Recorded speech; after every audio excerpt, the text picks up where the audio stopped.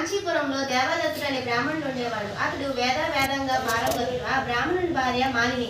వాళ్ళిద్దరూ గృహస్థ ధర్మాన్ని చక్కగా పాటిస్తుండేవాళ్ళు. అతిథుల్ని అభాగ్యుల్ని ఆదరిస్తుండేవాళ్ళు. వాళ్ళకి ఇరువేల్పు శ్రీ వెంకటేశ్వర స్వామియే. ఒక రోజున కాశీ యాత్ర చేసి తిరిగి వచ్చిన ఒక బ్రాహ్మణోత్తముడు ఆ బ్రాహ్మణుని ఇంటికి వచ్చాడు. దేవదాసుడు అతడి భార్య మాలిని సాక్షాత్తు వెంకటేశ్వర స్వామిగా భావించి అతిథి మర్యాద చేశారు. భోజనమైన తర్వాత బ్రాహ్మణుడు ఆ దంపతుల జాతకాన్ని పరిశీలించి చూశాడు. జాతకం ప్రకారం గాను గోచార ప్రకారం గాను దేవదత్తుడికి శనిదోషం వలన అపమృత్యువు కలిగే సూచనలు బాగా కనిపిస్తున్నాయని, ఆ అపమృత్యు దోషాన్ని నివారించుకోవడం కోసం సప్త శనివారాల వ్రతం చేసి ముందుగా శనేశ్వరుని తరువాత వెంకటేశ్వర స్వామిని భక్తి శ్రద్ధలతో ఆరాధించమని సూచించాడు. అమ్మ, నువ్వు శ్రద్ధతో నీ భర్త కలిసి శనివార వ్రతం చేయాలని, నీ భర్తని ఆ వ్రతం చేయడానికి నువ్వే ప్రోత్సహించాలని, తద్వారా నీ సౌభాగ్యాన్ని నిలుపుకోవాలని హెచ్చరించాడు. సప్త శనివార వ్రతాన్ని కూడా ఆ దంపతులు వివరంగా బోధించి మరి సెలవు తీసుకుని వెళ్ళాడు. దేవదత్తుడికి తారాబలం చంద్రబలాలు సరిపోయిన ఒక మంచి శుభాదినాన ఆ బ్రాహ్మణ దంపతులు ఇద్దరు బ్రహ్మముహూర్తంలో తెల్లవారుజామున 4 గంటలకు లేచి స్నాన ధాన్యాలను నిర్వర్తించుకొని ఇంటిలో ఈశాన్య భాగంలో పూజాపీఠాన్ని ఏర్పాటు చేసుకున్నారు. మండపాన్ని చేసి శ్రీ వెంకటేశ్వరుని చిత్రపటాన్ని పూజా సామాగ్రిని నివేదన చేయాల్సిన పదార్థాలు సిద్ధం చేసుకున్నారు. అంటే ఉదయం పూట కొబ్బరికాయలు, అరటిపళ్ళు, నల్లద్రాక్ష పళ్ళు, 7 శివులండలు సిద్ధం చేసుకోవాలి. సాయంకాలం దాకా ఉపవాసం ఉండాలి. సాయంకాలం పళ్ళు కాయలతో పాటు 7 లడ్డూలు కూడా నైవేద్యానికి సిద్ధం చేసుకోవాలి. సాయంకాలం కూడా పూజ చేసుకుని ఒక బ్రాహ్మణుని పిలిచి ఆయనకు భోజనం పెట్టి ఆ తర్వాత వారు భుజించాలి. అలా మొదటి రోజు వ్రతాన్ని యథావిధిగా నిర్వర్తించారు. ఆ విధంగా వరుసగా వారు 7 శనివారాల పాటు వ్రతాన్ని భక్తి శ్రద్ధలతో నిర్వర్తించారు.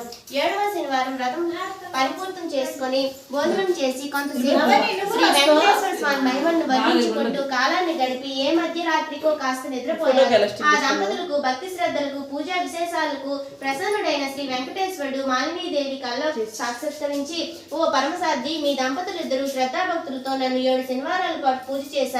నాకు చాలా సంతృప్తి కలిగింది. ఈ వ్రత ప్రభావం వలన నా భర్తకు గల శనేశ్వర్య దోషం, అపమృత్యు భయం కూడా తొలగిపోయాయి.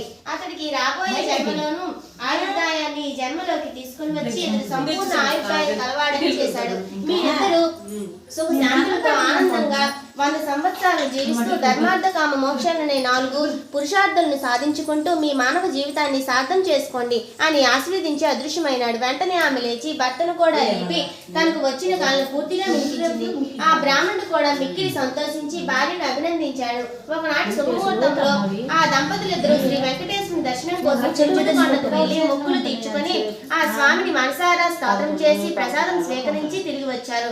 ఇంటికి వచ్చాక బ్రాహ్మణులు పిలిచి అన్నసంతర్పణ చేసి వారి ఆశీర్వచనాన్ని కూడా తీసుకున్నారు. జీవితాంతం యథాశక్తిగా శ్రీ వెంకటేశ్వర స్వామి సేవ చేస్తూ చివరికి శ్రీ స్వామివారి సాన్నిధ్యాన్ని పొందారు.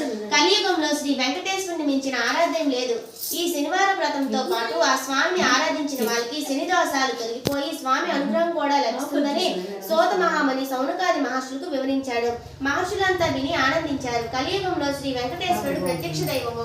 భక్తి శ్రద్ధలతో శ్రీ స్వామి వారిని ఆరాధించిన వారికి ఇహపర లోకాల్లో భాగ్యాలు కలుగుతాయి.